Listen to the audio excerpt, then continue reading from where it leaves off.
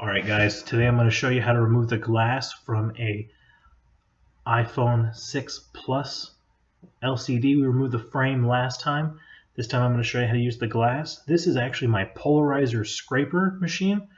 I modified it and added just 2 bolts on top, and I run a small piece of wire between the 2 bolts. It's going to be hard to focus in, but if you can see there, I've just got a very thin piece of wire. It's about the thickness of a human hair.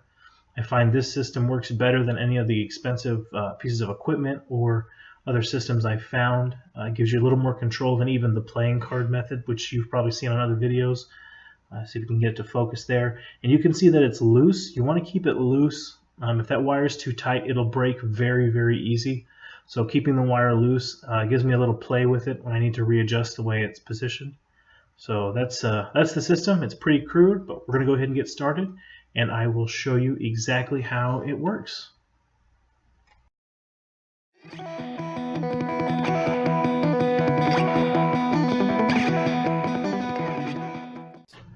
Alright, so we've had the glass just off camera. It's sitting on that hot plate I showed you on the first video. It's going to heat up to that 89 degrees Celsius, 192 degree Fahrenheit range. That's going to get it at the perfect temperature. It's going to be just too hot to hold, so you're going to want to hold it kind of by the edges. Don't put too much pressure on those corners. Be careful. All right, we're getting started here. You want to find a good entry point. The corners are always the best. It went in very smooth right there, so we're going to just rock it up until we can get it all the way over across. You never want to push forward too much. That's going to bow the LCD screen and just leave it too many options to crack. Once you get it working underneath, you want to go very slow, and what you want to do is you want to start by rocking it back and forth and just bounce a little bit, and then go ahead and slide it a little bit. Let me see you just bounce it with me, just bounce with me, just bounce it with me. Come on, let me see you just slide with me, just slide with me, just slide with me. Come on. And we are sliding back and forth, bit of a sawing motion here. We're letting the cable do the work, keeping just enough tension on the screen so that the cable slowly peels it up. This is not a process you can rush. As you can see, it's not a slow process. This is all real time. I haven't sped this up at all. It's not taking very long, but you don't want to rush it or become impatient. And if you find yourself fighting it, that's going to be the sign that you need to reheat your glass.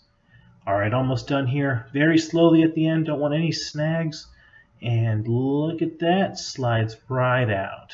All right, now I'm going to go ahead and slide off the glass. I'm going to just lift up the corners because those come up easy, but you're not going to see me pinch off or try and pry up any of the glass. I'm going to just push it away from the LCD screen and hope that it slides up. As you see, that chunk there just kind of folded up onto itself. All I'm doing is just pushing away. I'm going to try and equally keep the pressure on the LCD screen, but I'm not going to try and pinch it up, because sometimes if you go too slow or it cools down too fast, that glass can re-adhere, and if you try and pry it up, you're going to break that LCD screen. So this is just me sliding it off, sliding it off. This glass is not really something you need to worry about cutting yourself with.